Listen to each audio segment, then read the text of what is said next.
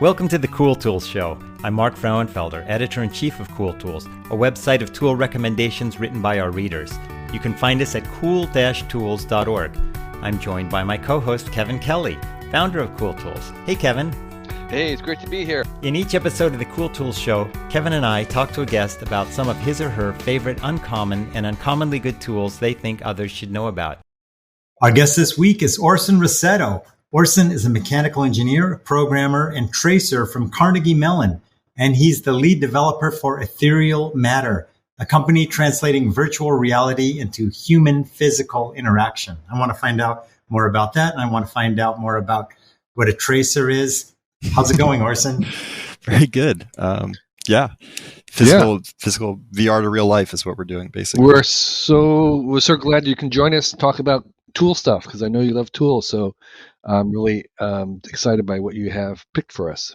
I do, absolutely. The first thing I have is I'm playing with on my desk right now. It's this Kershaw Knife made by Canyon. There are two types of them that I like. One is called the Leek and one is called the Chive. And the Chive is like the smallest possible knife that you can get. You can hold it in like two fingers. It's really good quality. Very sharp. So describe knife. Knives are pretty broad category. Yeah, like pocket knife. It's a foldable pocket knife. Yeah, then? Foldable pocket knife. So you're saying this is the smallest foldable pocket knife that kind of fits into two fingers? Yeah, not literally the smallest, but it's like absolutely tiny. It's like having like a cat claw or something. How long would the blade be? I think this one is under 2 inches. Okay, so just a little one. It's a little exactly. one. And this is better than a box knife in what way? It's really tiny and it's very easy to open. This one in particular is spring-loaded and it doesn't show up. Oh, no, it does show up on the pictures. It has a little pip on the backside that you can flick it open with one hand. Okay, so cool. So there's a spring. Yeah, yeah. Right. Because I have my perennial 99-cent plastic box knife, which weighs, a couple grams. I open up with one hand. Trying to think how this is better. Feels a lot nicer to use. It's small. It's very sharp. I don't know. There's not too many things to a knife, which is why I like the small one. The one that I actually have is a little longer, and it also has a serrated edge, so that's good for like zip ties and stuff. Zip ties and cable ties. Zip ties. So you use it for what else do you use it for? Cutting open boxes.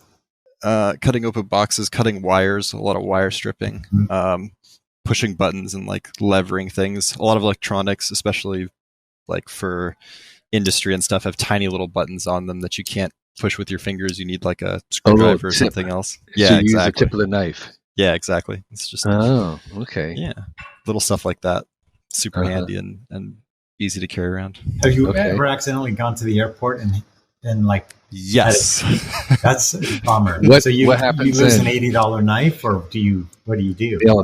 I only realized that I had done it when I was trying to find my headphones in my bag on the plane, and then I realized I had the knife then. Oh, you'd gone through security with it. I made it all the way through security. Oh, okay. Well, then you're good.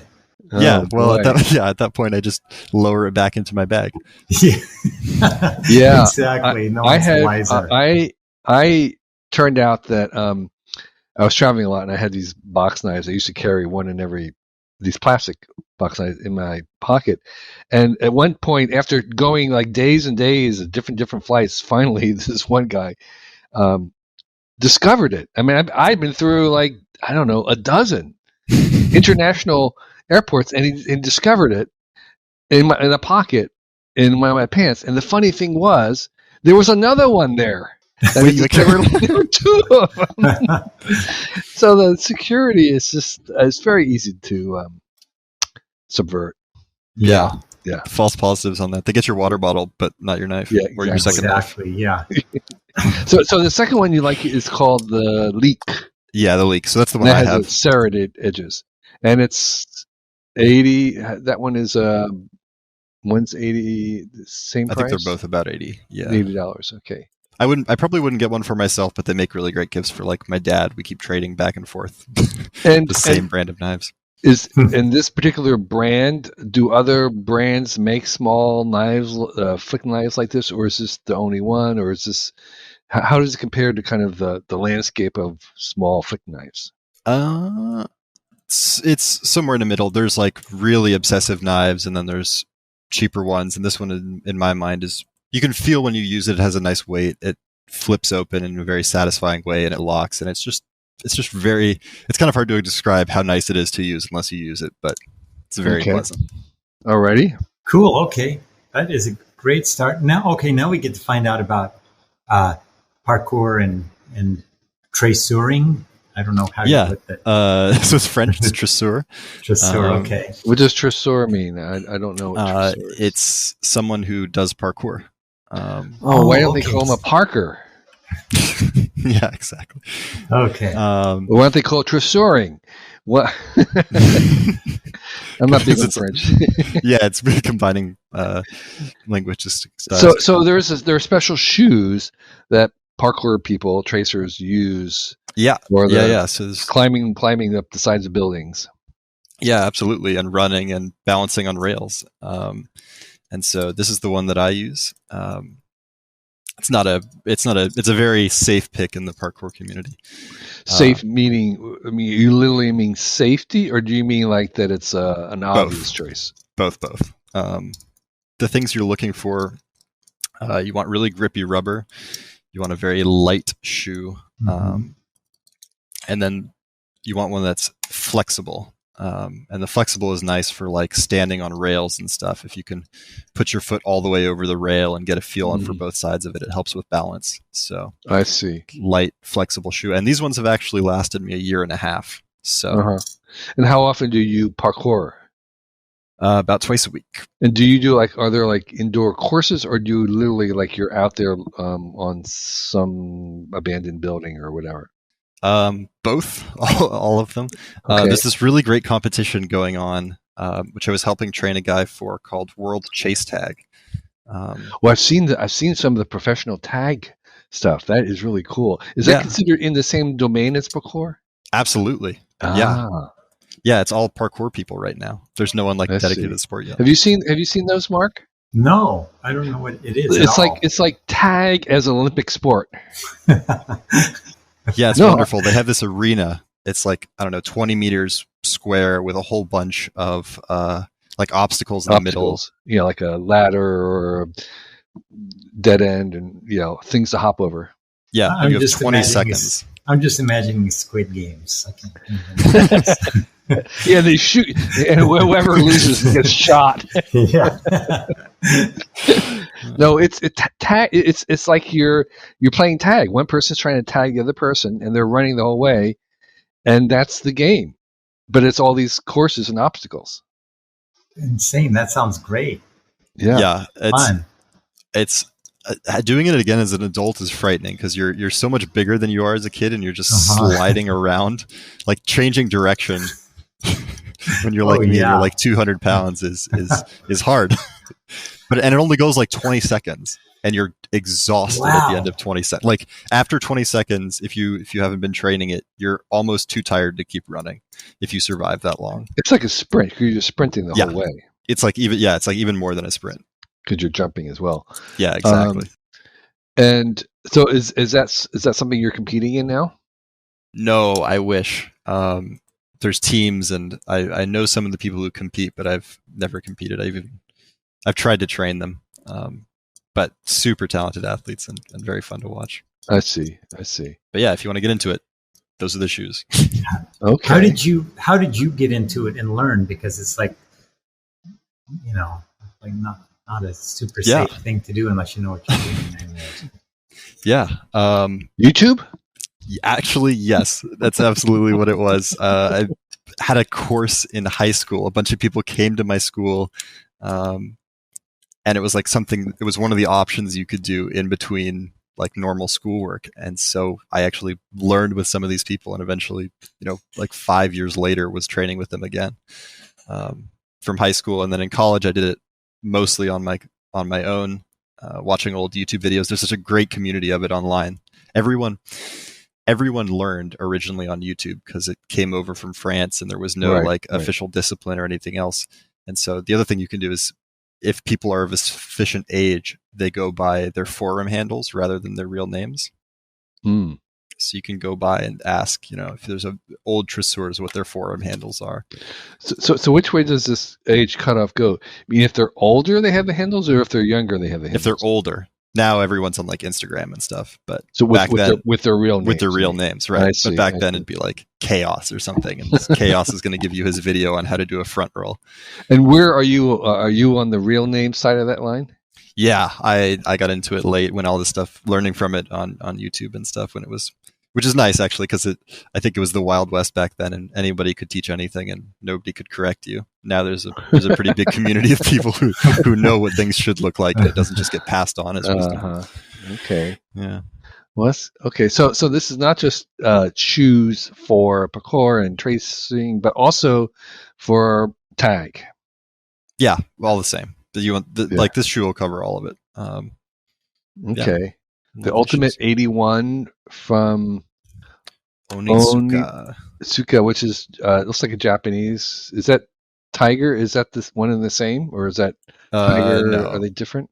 They have a I think Onitsuka Tiger is like the sub brand. Onitsuka Tiger together is the brand, and then the Ultimate 81 is the particular shoe.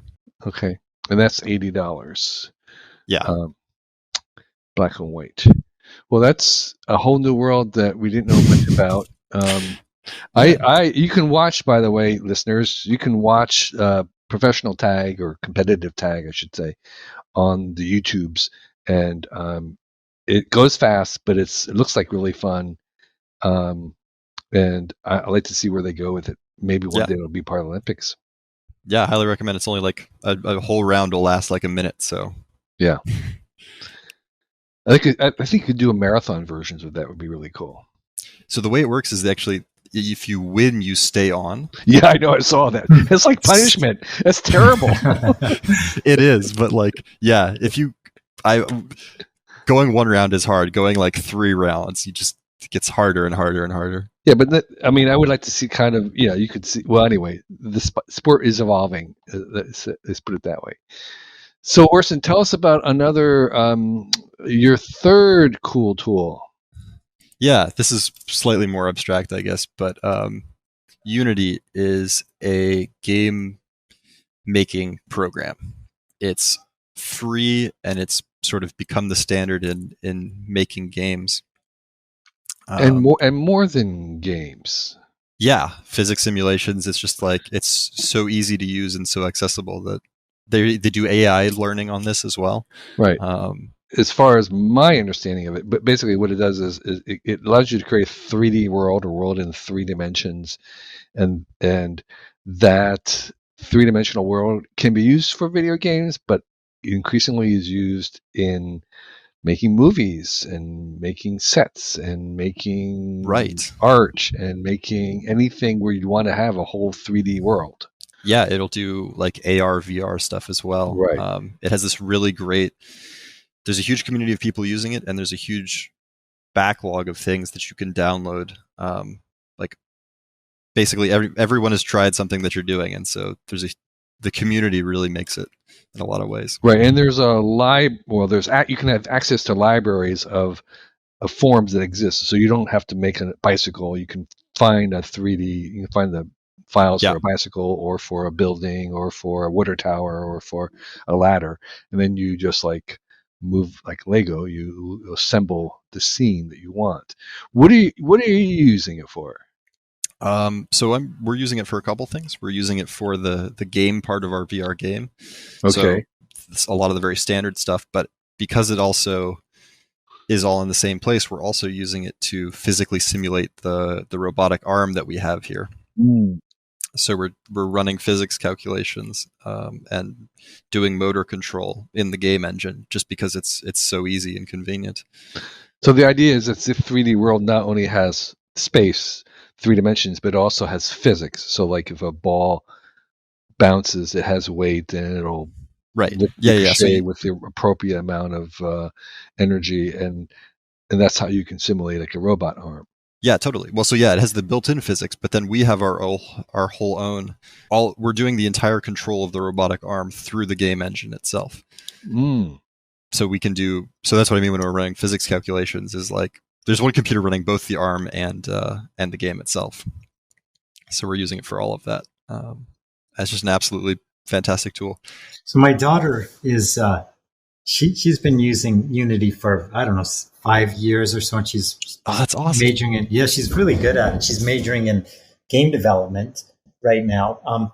She uses it with C#. She's got to like do tons of C# coding. Is that, do you have to do that? Is that like, if you want to use Unity, you got to learn C#? Is that the deal? That is the standard. I think you can't. There are things that allow you to use Python. I learned C#, Java, that's whole sort of that side of programming, and so this is what comes naturally to me. I'm just kind of catching up here. So are things programmed in C# or Python? And is that how you have access, or does it have its own higher level scripting and programming level? Yeah. So things are all done in C#. So okay, all right. You can go ahead and move it on into other fields if you want. All the skills carry over really well. And is your background in computer science, or is it more like in engineering? I was torn on this when I was going to school. I thought like mechanical engineer, and then I took as many programming courses as I can, and the programming courses were like just so exceptional. I kept taking them at my school, and so it's really been both. I think you can't. In my mind, you're never going to do like pure mechanical engineering again, because even if you were building something as simple as a watch, the most efficient thing would be to like put a small computer in there and a motor and have it spin. Like everything is going to have some level of computers in it. So it feels like the real way now is to do both. Okay. And I'm going back to Unity then. Unity's been around. I actually don't know what the economics of it is. So do they have like a free version and then you have a premium version? So what's the story there? I think it's free. There's a couple like more advanced things that you can get out of the premium version. You can make the screen dark. You can have dark mode. Is there a free version? I'm just assuming there was, but yes, I don't know. Absolutely. Okay. Yeah, and that's the main version that people use. And then if you make a company and start selling tons of your games, then eventually they ask you. I think the cutoff is you have to make some amount of money on it. Okay, so anybody out there can get access to Unity and start fooling around with it to see what they want to do. What's awesome too is because it's so easy. There's a whole generation of people that are making games now that would not have otherwise made games, and so there's this absolute explosion of Unity games out there. There's subreddits about it, and every day someone is posting some incredible thing that they're working on. And now it's finally at the point where one person can reasonably make a whole game without also being a programmer and everything else. No, it's my understanding that there's Unreal, which is a similar engine. How does Unity and Unreal compare to each other?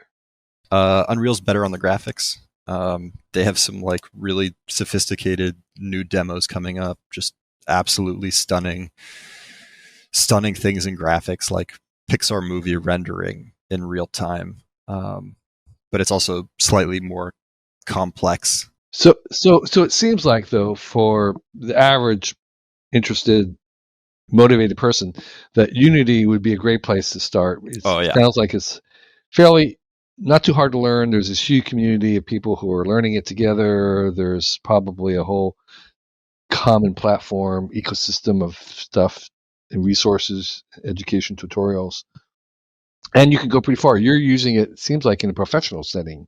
It's not just for amateurs. Yeah, barely, but I'm doing the game in between, writing the motors and wiring up circuits and stuff. But yeah. Oh wait, so the game is your thing. It's not the place you're working for. Is game. I'm confused. Maybe what's the game that you're working on? So we have a couple of games that are meant to show off how our robotic arm works. Oh, I see. Okay. So it's kind of like a new iPhone. You got to be both the platform and the apps for a little bit. All right. Okay, I get it. So we have a couple games that are designed to give you physical interactions in the real world. Okay. All right. So before we get maybe to that kind of cool stuff, tell us about your fourth tool pick. Yeah, this is a really simple one. Moleskin notebook with grid and soft cover. So I picked all of these together. I'm a I'm a pretty tall guy, and How tall are you? I am 6'4". Mm-hmm. That's why you're not playing tag. No, I'm really good at tag when I'm chasing because I can reach over stuff and get. When you're running away. Yeah, it's much harder running away. There's a horrible thing that you can do in tag where you just run around in a circle. They try to design most courses to like optimize away from that, but if you just go out in the wild and play tag, you always end up with like a tree or something. And there's this horrible problem of if the other person is slightly faster than you, they can just run around the tree in a circle and you can't catch them. And it's way worse if you're tall because the only trick is to switch directions and like try and catch them the other way. But if you're taller than them and not faster, you're just out of luck. You can't. So, and how does this relate to your notebook? Yes. I use it when I play tag. No. This notebook, I do like math and sketches and writing out notes for my work in. I have them all in the same notebooks. Oh, and because I'm tall, that's what I was getting at. This one is big enough that I can actually fit it in my pockets, and because it's soft, it'll bend a little. I see. Okay. And so it's like perfect for that. The dotted is really nice because you can draw on it and use those dots for perspective or like distances, and they're not so obtrusive that they ruin your drawing afterwards. I think it's basically just the perfect notebook. It's got the little clasp that holds it shut. And I like having all my notes and drawings together because it reminds me, like it's easier to search my notes if I have my drawings next to them and I can kind of catalog what day and when stuff was. Do you go back to them very often, and have you considered like digitizing them or scanning them to make searching easier? Yes, absolutely. And I wish there was a better way to do this. I use this app called Roam, which lets you like take notes and then create hyperlinks in your notes to try and make like a wiki of your notes, basically. Mm-hmm. And I think often like, ooh, if I could get that for my notebook, that would be incredible. I looked at like, actually, have you run into people who have gone the pens? Like they have the pens. There are these versions that have the dotted papers and that are meant just to be digitized with the pen. Has anybody recommended those on this show? I think they have, but I'm not sure. That was sort of a thing maybe 3 years ago or so, and I haven't heard a lot since then. I figured if it were so good, we'd never stop hearing about it because it's so compelling.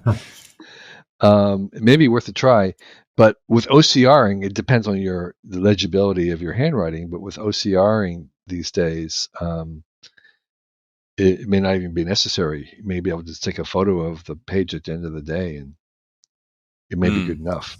That'd be a thing to do. Yeah, I'm using both systems of notes, and I wish I could collapse them, but I find I really enjoy having a physical notebook that I can flip through. Yeah, especially because you're just looking for things, you remember stuff, which you don't get with your other notes as often. And do you ever go back like years earlier? Yeah, absolutely. My biggest problem is I don't do enough stuff in my notebooks.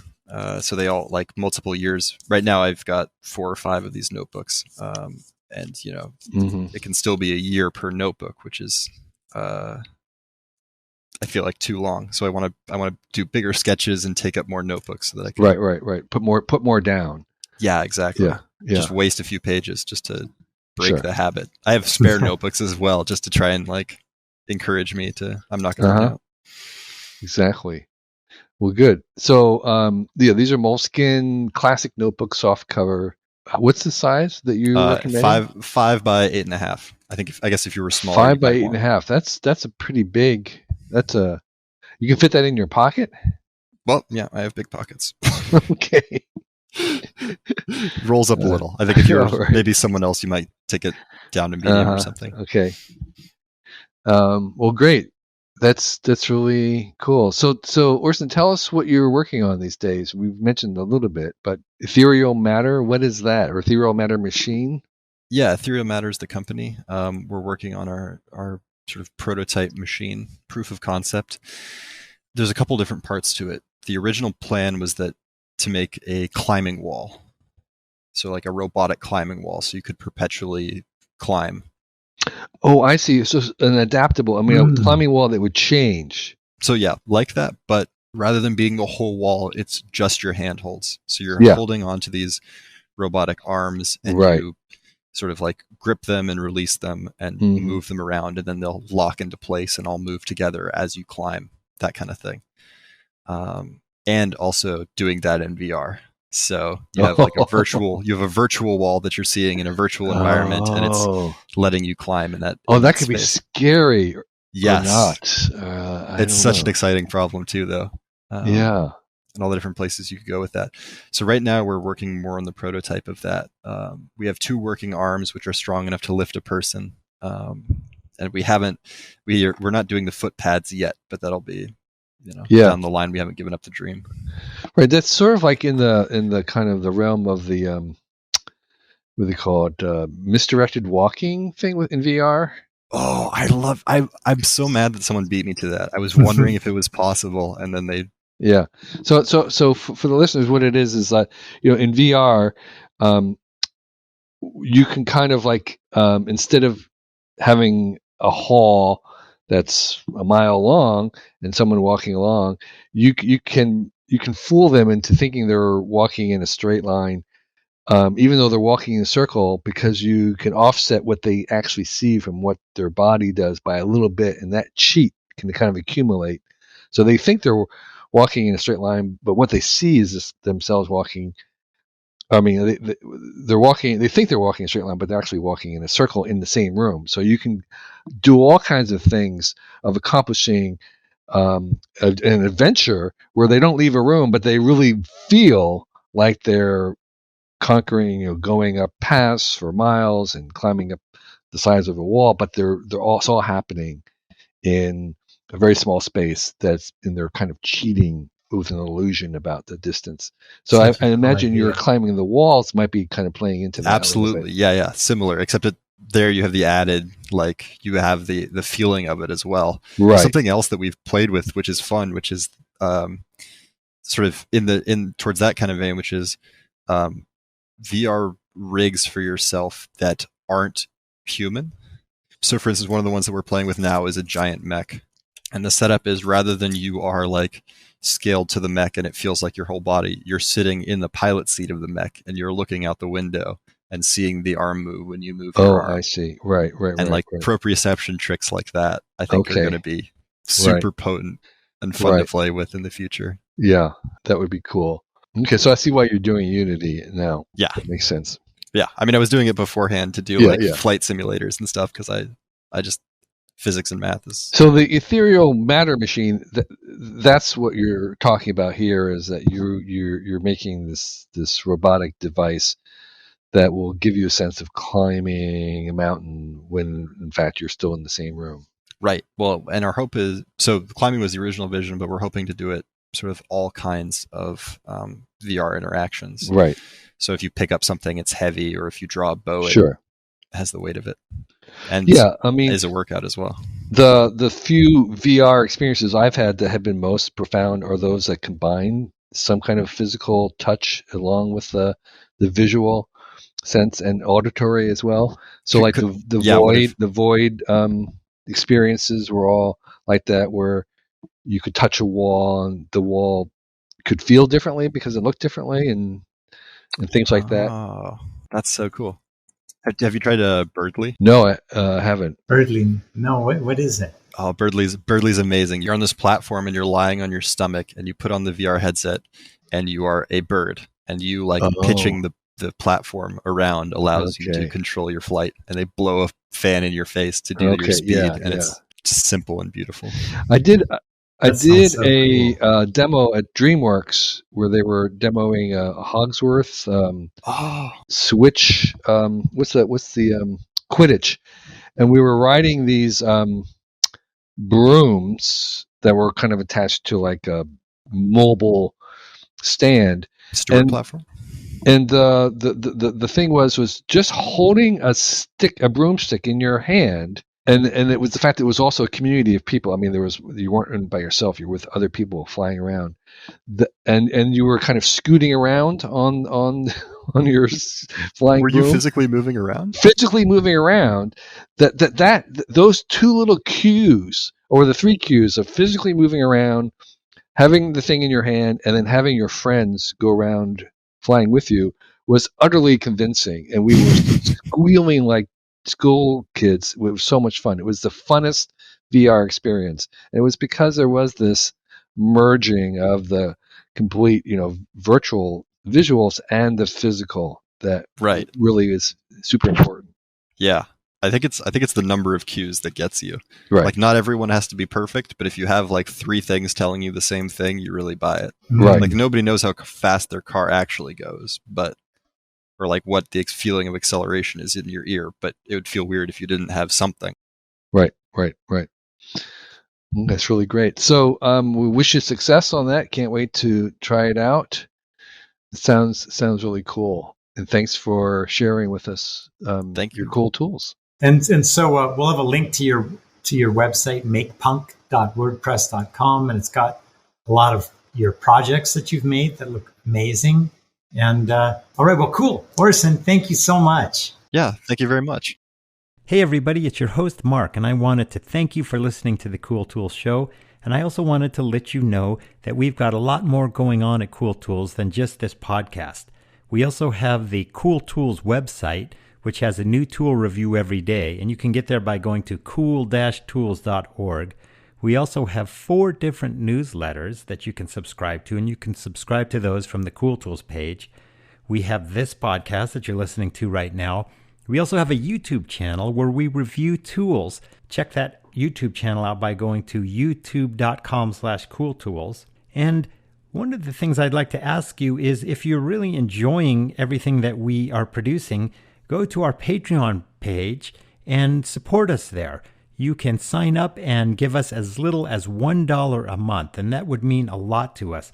The money that we get from Patreon goes towards a lot of things. We transcribe our podcast interviews so that you can read them online. We pay for editing of our podcasts and for our videos. We pay our contributors. We have video production costs. We have equipment costs. We have hosting costs. And the money you give us through Patreon also goes to support Cool Tools Lab. Anything you give is a huge help. And one of the things that we do is, if you are a contributor to Patreon, we'll give you a shout out on air. And so I have a few people here to thank this week. Mark Lyanaj, Micah Gates, Monty Zukowski, Patrick James McNally, Robert Cohen, Scott, Spence Lloyd, Steve Avery, Steve Golden, Steve Levine, Tom Hess, William Phillips, Aaron Nipper, Durab Patel, Glenn Mercer, Jay Walker, Jeff Bonner, Ryan Jarrell, Pat Daly, Patrick Kennedy, Troy Wallet, Mike Camerate, Nicole Harkin, Tim Youssef, Scott Reed. Thanks all of you for supporting Cool Tools. And if you would like to have a shout out, go over to the Patreon page and sign up. And thanks for listening to the Cool Tools podcast. We'll see you next week.